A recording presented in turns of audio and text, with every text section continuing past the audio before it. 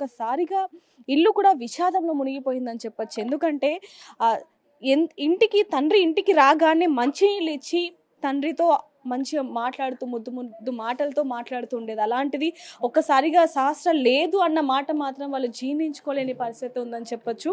ప్రస్తుతానికైతే వాళ్ళ ఊరికొచ్చాము, వాళ్ళ ఇంటికొచ్చాము. ఒక్కసారి సహస్రాకి సంబంధించి కొన్ని ఆహ్, జ్ఞాపకాలు ఏవైతే ఉన్నాయో ఒక్కసారి వాళ్ళతో మాట్లాడి పంచుకునే ప్రయత్నం అయితే చేద్దాం. అన్న నమస్తే.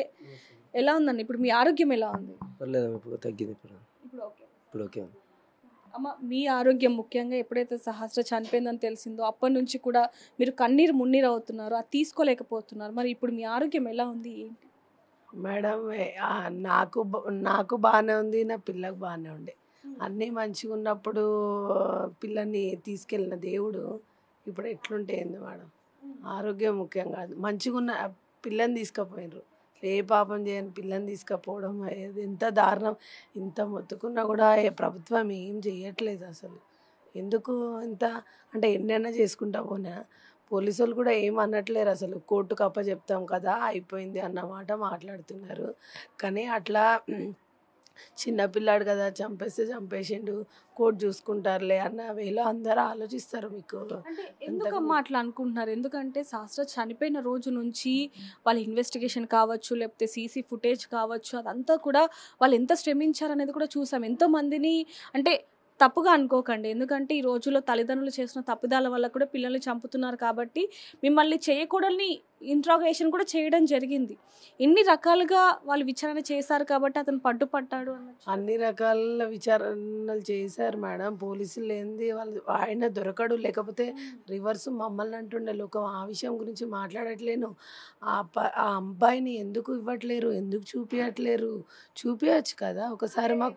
మేము అడుగుతాం కదా, వేరే వాళ్ళకి మేము పేదోళ్ళం అనే కదా, పేదోళ్ళం అనేసి చూపించట్లేరు. అనేటో పంపించారు. ఏమన్నా అంటే చట్టం న్యాయం కోర్టు చూసుకుంటుంది అంటున్నారు. మరి మా పాపను ఎందుకు చూసుకోలేకపోయింది కోర్టు, న్యాయం ఎందుకు కాపాడలేకపోయింది అని అడుగుతున్నా. నేను ఆ రోజు డే 1 నుంచి కూడా అరిచి చెప్పి నాకు కూడా విసుగొచ్చిపోయింది.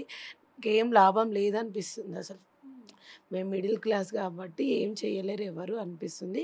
అక్కడికే ఆఫ్ చేసుకున్నాను, నేను నిన్నటికే ఆఫ్ చేసుకున్నాను. ఇంకా ఏదైనా చేసుకోండి మేడం, ప్రపంచానికి తెలియాలి ఏంటన్నది. అమ్మ, మీ పెళ్ళి ఎప్పుడయింది? అంటే ఇక్కడ నుంచి సిటీకి ఎప్పుడు వచ్చారు? కుక్కట్పల్లిలో ఎప్పటి నుంచి ఉంటున్నారు? నా పెళ్ళి 2014 May 2కి అయింది మేడం. నేను అప్పుడే మ్యారేజ్ అయిన ఒక 1 monthకి హైదరాబాద్కి వచ్చాను. అప్పటి నుంచి కూడా అక్కడే ఉంటున్నాను. అంటే అమ్మ, పెళ్ళైన తర్వాత ఎన్ని సంవత్సరాలకి, అంటే సంవత్సరంకి పుట్టింది సహస్ర? 1 yearకే పుట్టింది. 1 yearకే పుట్టింది. అంటే అమ్మ, ప్రతి తల్లి కూడా ఒక అనుభవం అనేది ఉంటుంది. సహస్ర పుట్టినప్పుడు చేతిలోకి తీసుకున్న ఆ ఫీలింగ్ మీకు ఇంకా ఇప్పటికి కూడా గుర్తుండొచ్చు. ఎందుకంటే తొలి కాన్పు, అందులో ఆడపిల్ల అయ్యేసరికి అసలు ఎలా ఫీల్ అవుతాం మేడం?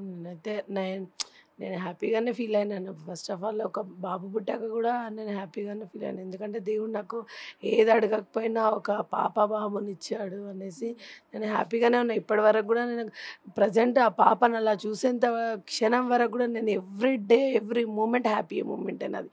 అక్కడ నుంచి స్టార్ట్ అయింది సాడ్ మూమెంట్ అనేది. అన్న, ప్రతి తండ్రికి కూడా కూతురు అంటే ఎంతో ఇష్టం. అంటే తండ్రికి కొడుకు మీద కూడా ప్రేమ ఉంటుంది, కానీ అల్లారు ముద్దుగా ఆ కూతురు పంచే ప్రేమ అనేది అసలు ఎవరికి వర్ణించలేనిది అని చెప్పొచ్చు. మీ కూతురికి మీతో ఉన్న బాండింగ్ ఏ విధంగా ఉండేదన్న? బాండింగ్ బాగానే ఉంది మేడం. పాప అంటే నాకు చాలా ఇష్టం. మా అమ్మ చనిపోయింది. మా అమ్మ చనిపోయినాక పుట్టింది కాబట్టి నేను మా అమ్మ పేరు కూడా కలిసేటట్టు పెట్టుకున్నాను పేరు. అంటే ఎలా అన్న? అమ్మ పేరు సంగమ్మ. సంగమ్మ. ఎస్ కలుస్తుంది అని చెప్పి సహస్రమి అని పేరు పెట్టుకున్నాను. అంటే కూతురు పుట్టిన తర్వాత లైఫ్ కొంచెం చేంజ్ అవుతుంది, అదృష్టం వస్తుంది అంటే చాలా లైఫ్ లో కూడా సహస్ర పుట్టిన తర్వాత అదృష్టం అనేది కొంతవరకు వచ్చింది. కానీ తను పెరుగుతున్న కొద్దీ అంత బాగుంది అనే లోపే ఇలాంటి ఒక విషాదం అని చెప్పొచ్చు, అది ఎప్పటికీ మర్చిపోలేనిది. మీకు సహస్రాకి అసలు ఎలాంటి అనుబంధం ఉండేది? ఎలా ఉండేవాళ్ళు? అల్లరిగా కొంచెం? అల్లరి అంటే గారాబం చేసేవారు.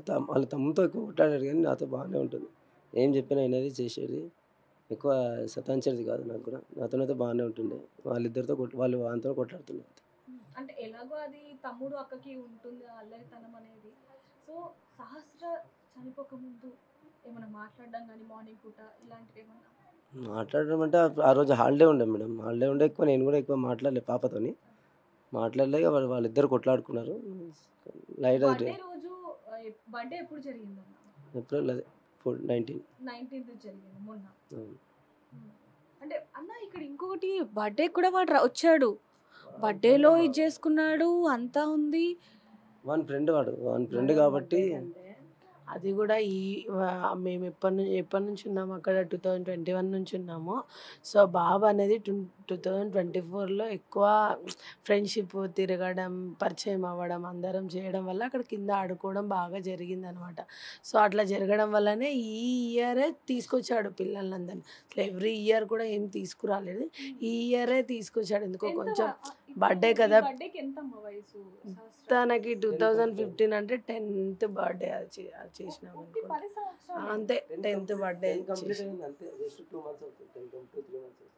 10th బర్త్డే చేసాము.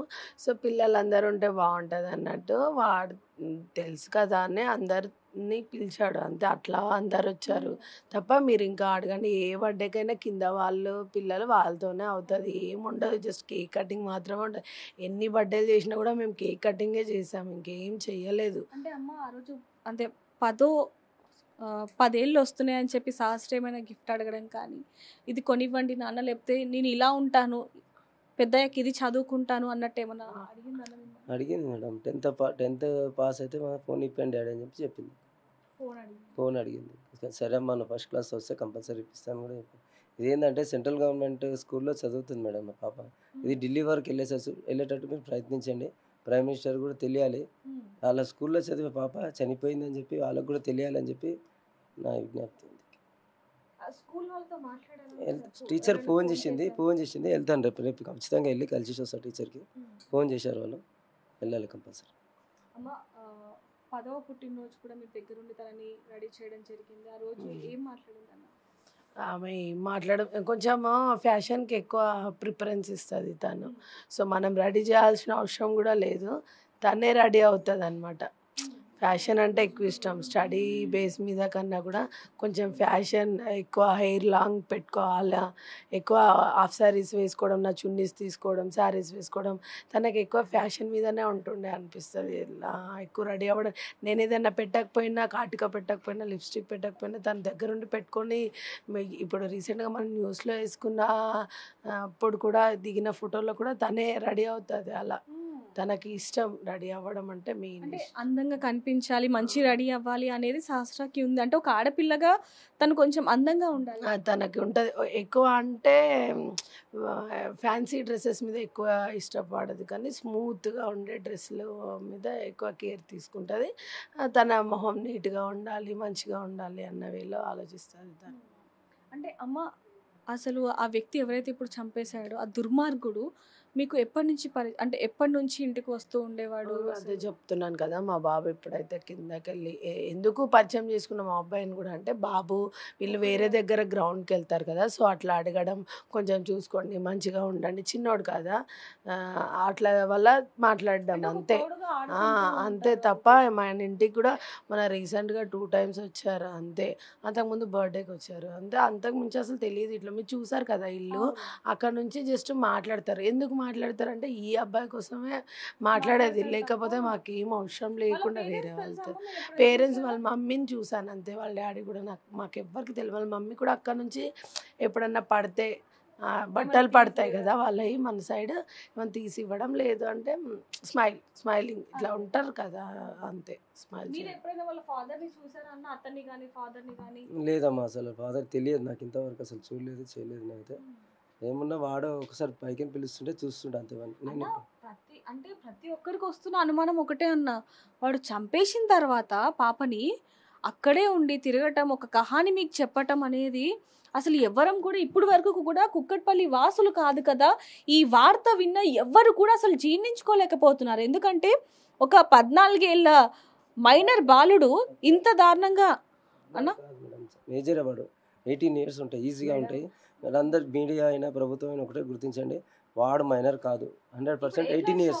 10th క్లాస్ చదువుతుండు కానీ వాడు ఎన్నిసార్లు మిస్ అయ్యిండో క్లాసులు చిన్న మధ్యలో. 18 above ఉంటాడు వాడు, 100%. బ్యాక్లాగ్స్ ఉన్నాయి వాడికి. ఫెయిల్ అయి ఉన్నాడు, స్కూల్కి వెళ్ళాడంట. నిన్న వార్తల్లో చూసి నేను కూడా షాక్ అయిపోయినాను మేడం. వాడు స్కూల్కి వెళ్ళడమే తక్కువ అంట అసలు ఇప్పుడు, స్కూల్కి వెళ్ళాడు. కానీ మైనర్ బాలుడని గుర్తించకండి ప్లీజ్, రిక్వెస్ట్ చేస్తున్నాను నేనైతే. వాడు మేజరే, వాడి తెలివి, వాడి మైండ్, వాడు హ్యాండ్ రైటింగ్ చేయడం చూసాను కదా. వాడు వస్తే ఎట్లా చంపాలని ప్లాన్ చేసుకొని వచ్చాడు కాబట్టి వాడు చాలా మేజర్. వాడిని నిజంగా కాల్చి చంపేయండి అని ప్రభుత్వాన్ని కోరుతున్నాను. లేదంటే మాకు కాదు మేడం, తను స్కూల్కి వెళ్ళాడో కూడా మాకు తెలియదు. ఎందుకంటే మేము ఇంటికాడ ఉండాం కదా. ఉంటేనన్నా ఈ అబ్బాయి ఇలాంటి వాడు అట్లా వెళ్ళకూడదని మేము మా పిల్లల్ని కూడా ఖచ్చితంగా దండిస్తుంటాం. మాకు తెలియదు కదా, ఇంటికాడ ఉంటామా ఏమన్నా. ఇంటికాడ ఉంటే డెఫినెట్గా చూసి అబ్జర్వ్ చేసి ఎవరు ఎలాంటి వాళ్ళు అనేది కూడా ఖచ్చితంగా చూసేవాళ్ళని నేనైతే. అంటే ఆ రోజు అసలు ఏం జరిగిందన్న? ముఖ్యంగా మీరు అందరినీ అడగటం జరిగింది, ఎవరైనా వచ్చారా, ఏం జరిగింది, గట్టిగా అరవటం జరిగింది. అంటే మీరు బాధపడాలన్న ఉద్దేశం కాదు. అంటే ఆ రోజు అసలు ఏం జరిగింది, మీరు అక్కడ ఏం చూసారు? అంటే మేడం అక్కడికి వచ్చేసరికి మొత్తం సైలెంట్గా ఉండే ఏరియా మొత్తం సైలెంట్గా ఉంది. నేను 12:40కి అట్లా వచ్చాను. 12:40కి అట్లా వచ్చాను. 12:40కి వచ్చాను. 12:40కి వస్తే కింద ఓనర్స్ కూడా డోర్ లాక్ చూసిండే. పైన ఎవరు కనిపించకపోతే చక్కగా స్ట్రైట్గా పైకి వెళ్ళాను. వెళ్ళి చూస్తే డోర్ లాక్ చేసి డోర్ వేసి పెట్టండి. బయట నుంచి డోర్ వేసారు. అది ప్లస్ డోర్ వేసేస్తే నేను పిలిచిన పాపని, సహస్రిని అంటే ఆమె పలకలేదు సార్. బయట ఆడుకుంటుందేమో అని చెప్పి నేనేం చేశాను, కాలు కడుక్కొని లోపలికి డోర్ ఓపెన్ చేసి లోపలికి వెళ్ళాను. అక్కడ పక్కన రైట్ సైడ్లో పడుకొని ఉంది.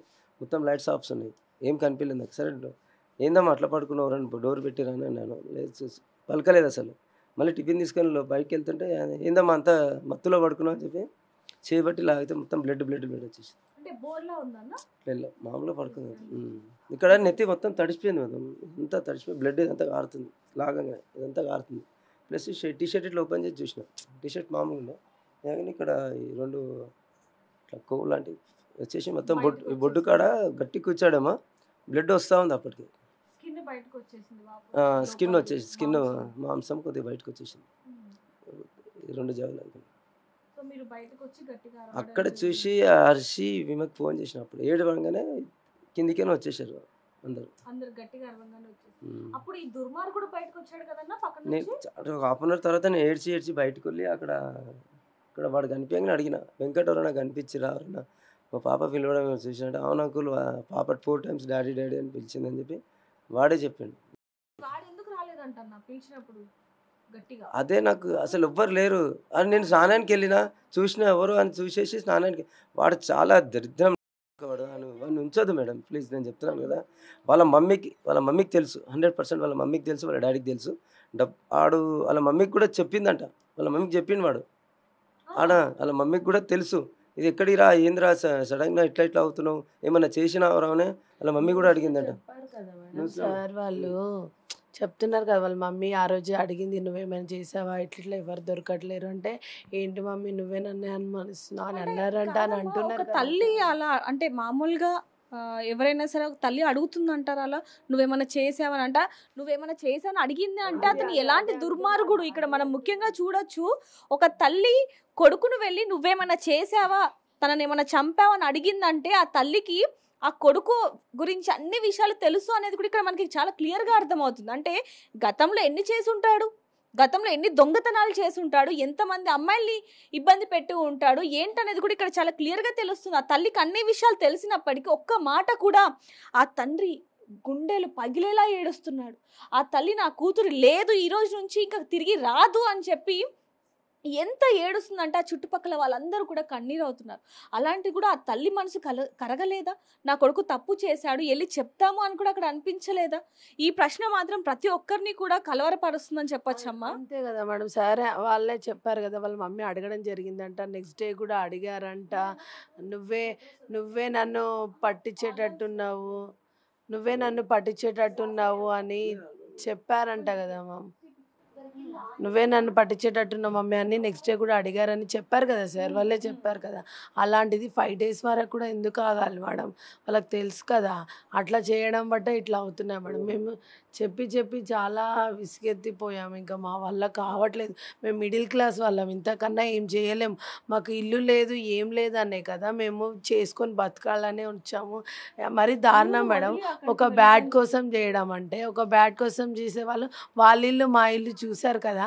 వాళ్ళ ఇల్లు ఎట్లుంది, మా ఇల్లు ఎట్లుంది, నేను నా పిల్లలకి ఎట్లా తెచ్చాను, వాళ్ళ పిల్లలకి. వాళ్ళ అమ్మ నాన్న ఏం పని చేస్తారన్న? తెలియదు మేడం నాకైతే. మేము పక్కా బిల్డింగ్ మా బిల్డింగ్లో ఉన్న వాళ్ళ గురించి తెలుసుకోవడానికి కూడా కొంచెం టైం పట్టింది, చాలా పట్టింది నాకు. పక్క బిల్డింగ్ వాళ్ళ గురించి తెలుసుకోవాలంటే మాకు టైం అయితే సరిపోతుంది మేడం. అది హైదరాబాద్. అది ఇక్కడ ఊరు అంటే ప్రతి ఒక్కరు తెలుసు, అందరు గుర్తుపడతారు, మాట్లాడతాం, చేస్తాం.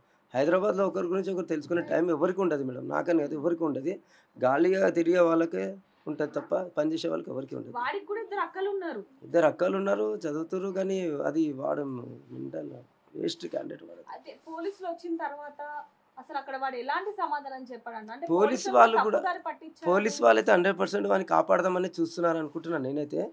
డిఎస్పీ సార్ కూడా అన్న, నేను ఒకసారి కలిపియండి సార్, నేను మాట్లాడతా, వాడు ఏంది అసలు అట్లా చంపాలనుకుంటున్నాను, ఏంది అసలు కారణం తెలియకుండా మీరు అట్లెట్లా దాపెడతారు సార్ అంటే, మేము ఒప్పుకోము, చట్టం ఒప్పుకోదు, చట్టం తీసుకెళ్ళిపోయింది అనేసి అతను కూడా బాధిస్తున్నాం. అతను ఒప్పుకోవట్లేదు, మా బాధ అర్థం చేసుకోవట్లేదు. అని బయటకు వచ్చిన తర్వాత అతనితో మాట్లాడిన తర్వాత 5 రోజులు ఇన్వెస్టిగేషన్ ఎలా జరిగిందన్న? అంటే పోలీసులు ప్రతి ఒక్కరిని అడుగుతున్నారు, ఒక వైపు నుంచి మిమ్మల్ని కూడా. 2 days బయటికి రానియలేరు, ఫోన్ లాక్కున్నారు, అసలు ఏం మాట్లాడిస్తలేరు, ఏం చేస్తలేరు, ఫోన్ లాక్కుని పెట్టేసుకున్నారు అంతే. నేను బయటికి వెళ్తే అసలు వాడు మొన్న మార్నింగ్ తెలిసిపోయింది అనుకుంటా, మళ్ళీ అడవుడిగా పిలిచేసి లోపల పడేసారు మమ్మల్ని. ఫోన్ లాక్ వేసుకున్నారు. ఏంది అన్యాయం ఇది? ఇది అన్యాయమే ఇది మేడం. వాడిని కాపాడదామనే ఉద్దేశంతోనే అట్లా చేసారు, కానీ వానికి శిక్షించే ఉద్దేశం అయితే లేదనిపిస్తుంది నాకైతే. ఇది మాత్రం పైదాకా నేను తీసుకెళ్తా, గవర్నమెంట్తో ఖచ్చితంగా ఫైట్ చేయగలుగుతున్నా, నేను చేస్తాను. ఫైట్ లో మేము కూడా భాగంగా ఉంటామన్నా. అమ్మ 5 రోజులు కూడా వాడు మిమ్మల్ని చూస్తున్నా, మీరు వాడిని చూసారా? లేదు మేడం, ఆ పాప అలా అయిపోయింది కదా, ఇంకా గాంధీ హాస్పిటల్కి తీసుకెళ్ళాం కదా, ఇటు నుంచి ఇటు ఊరికి వచ్చాం కదా, ఊరికి వచ్చి ఆ రోజు సాయంత్రం నెక్స్ట్ డే 3rd day రోజు అయిపోయిన పాపకి 3rd day అయిపోతుంది కదా, 4th day రోజు సార్ వాళ్ళు మార్నింగే రమ్మన్నారు, రావడం జరిగింది. ఆ 2 days వాళ్ళ కస్టడీలోనే ఉంచుకున్నారు మమ్మల్ని కూడా. సో ఇంకా ఇంటికి కూడా 5 రోజులు కూడా పోలీసుల కస్టడీలోనే ఉన్నారు మీరు. మీకు ఎప్పుడు తెలిసిందమ్మా వాడే అంతకుడు, ఆ దుర్మార్గుడే అంతకుడు అని ఎప్పుడు తెలిసింది? మొన్న అందరికి మమ్మల్ని అక్కడ నుంచే చెప్పారు కదా మేడం, అందరికి చెప్పినాకనే మాకు చెప్పారు అంతే.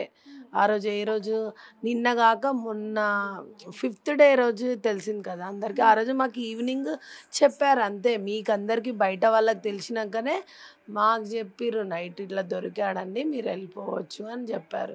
అంత ఈజీగా ఇట్లా వెళ్ళిపోమని చెప్తారు మేడం? ఒక చిన్న ప్రశ్న, మామూలుగా అల్లారు ముద్దుగా పెంచుకున్న కూతుర్ని పక్కనే ఉన్న ఒక దుర్మార్గుడు, ఒక పనికి మాలిన వాడు చంపాడు అని తెలిసి, ఇంటి పక్కనే ఉన్నాడు ఆ హంతకుడు అని తెలిసి, అతని అని తెలిసిన తర్వాత మీరు ఎలా ఇదయ్యారు? అంటే అసలు ఎలా తీసుకున్నారు? ఎలా తీసుకోవడం అంటే మేడం, అసలు ఫస్ట్ ఆఫ్ ఆల్ నమ్మలేదు. అబ్బాయి ఏంటి అసలు అంత దారుణమా? లేదు, అసలు ఆ అబ్బాయి ఎందుకు అంత అవసరమే ఉంది మేడం. నేను ఎంత క్రిమినల్ చేశాడో అనుకున్నాను, ఎందుకంటే ఏ ప్రూఫ్స్ లేవు కదా అక్కడ దొరకకుండా పెట్టేసుకొని. ఎంత చేసుంటే చేస్తాను మేడం చెప్పండి? మనకైనా ఊహకు అందుతారా అసలు ఎవరైనా కూడా? అసలు అదే పెద్ద షాక్ అనమాట. అసలు ఫస్ట్ ఆఫ్ ఆల్ వాడేంది అసలు నా కూతుర్ని చంపడం నాకు అనిపిస్తుంది అసలు. కానీ అంత పెద్ద చేసుకొని అసలు వాడి చేతిలో పెట్టాల్సి వచ్చింది, ఏం అర్థం కాని సిచ్యువేషన్లోనే ఉన్నాను నేను. ఇంకా అసలు నాకు పిల్లల్ని పెంచాలంటే కూడా, ఉన్నొక్కరిని పెంచాలంటే కూడా భయం వేస్తుంది. ఇంకొకటి అనిపిస్తుంది అమ్మ, ప్రతి ఒక్క తల్లికి కూడా ఒక ప్రశ్న అనేది వస్తుంది, అంటే కూతుర్ని ఇంట్లో ఒంటరిగా వదలకూడదా? కూతురే కాదు, కొడుకుని కూడా, అంటే చిన్నపిల్లలని కాదు, ఎవరైనా సరే ఇంట్లో ఉండకూడదా ఒంటరిగా?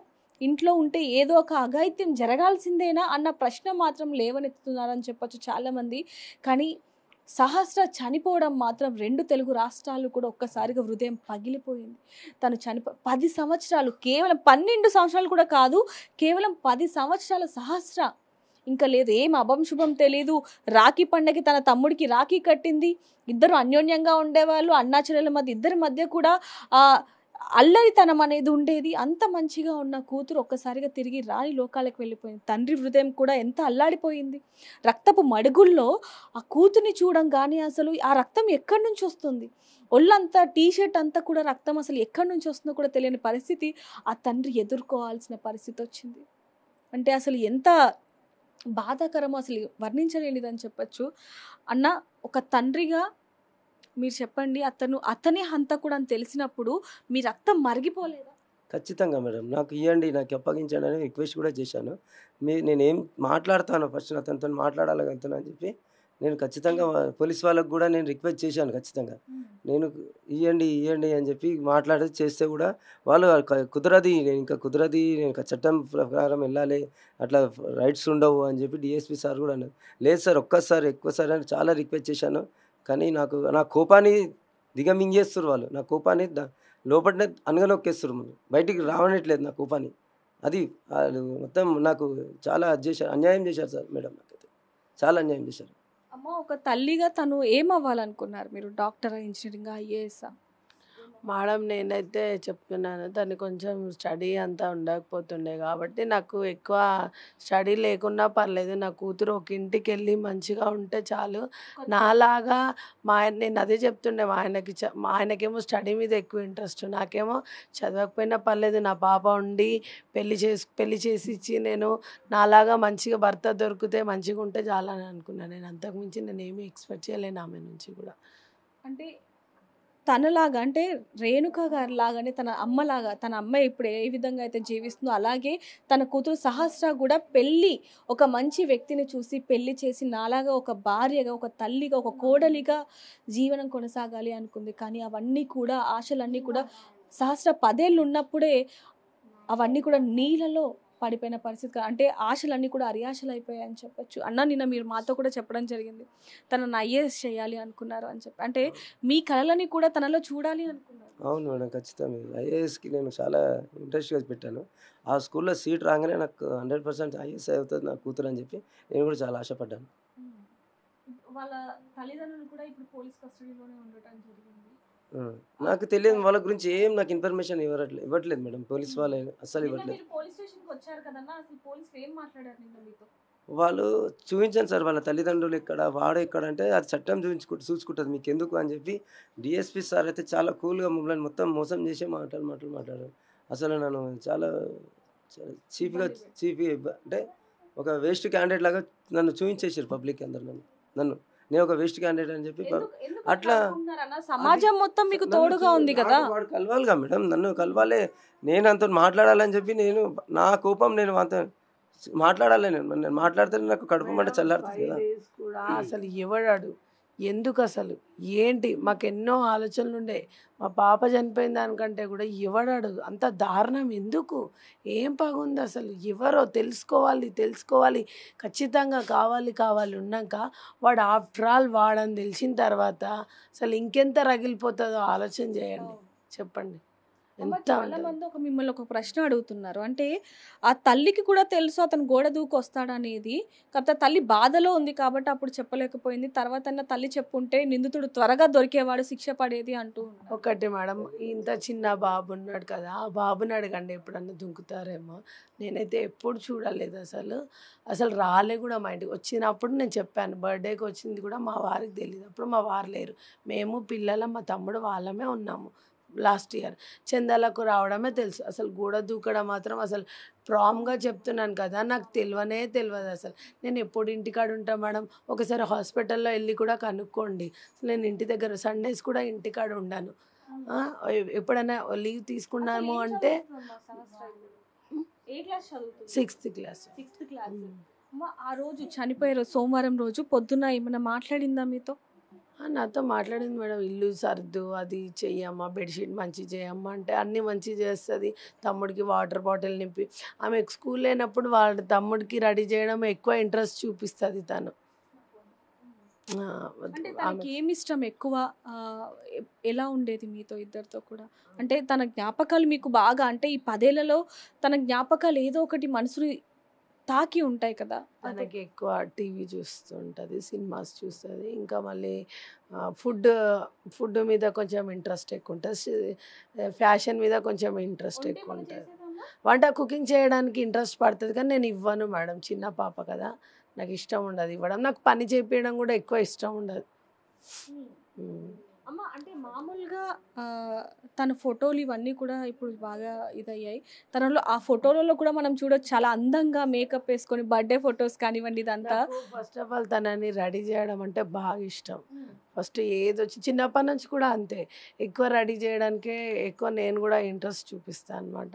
తను కూడా మంచిగా రెడీ అవుతుంది. ఫస్ట్ ఆఫ్ ఆల్ రెడీ చెయ్యి మమ్మీ రెడీ చెప్తది. అంటే ఇప్పుడు ఆ రాఖీ పండుగ రోజు కూడా తన తమ్ముడు రాఖీ కట్టినప్పుడు ఏమివ్వాలి గిఫ్ట్ అలాంటివి ఏమైనా అడిగిందా అన్న మిమ్మల్ని? ఆ! వీడికి అడిగింది కానీ మమ్మల్ని అడగలేదు. ఏం కావాలనింది? రాఖీ కడుతున్నాను కదా, మేడం నాకు ఏమి ఆమె ఇస్తావు ఏమి ఇయ్యమని అడగదు. వాడు 10 రూపాయలు ఇచ్చినా కూడా తీసుకుంటది. హ్యాపీగా తీసుకుంటది. కట్టడానికి ఎక్కువ ఇంట్రెస్ట్ చూపిస్తదనమాట. ఇంకా కట్టాలి, మా తమ్ముడికి బొట్టు పెట్టాలి, కట్టాలి, మేమేం చెప్తే అది చెయ్యాలి, మా తమ్ముడు కాళ్ళు మొక్కాలి, అలాంటివి ఎక్కువ ఇంట్రెస్ట్ ఉంటది. డబ్బుల మీద ఎక్కువ ఆశ పడదు. తన బర్త్‌డేస్ అప్పుడైనా సరే కూడా ఎక్కువ ఇది చేయండి, అది చేయండి అని ఏం చెప్పదు. తన కేక్ కట్ చేసి వాళ్ళ ఫ్రెండ్స్‌ని పిలిస్తే చాలు అంతే.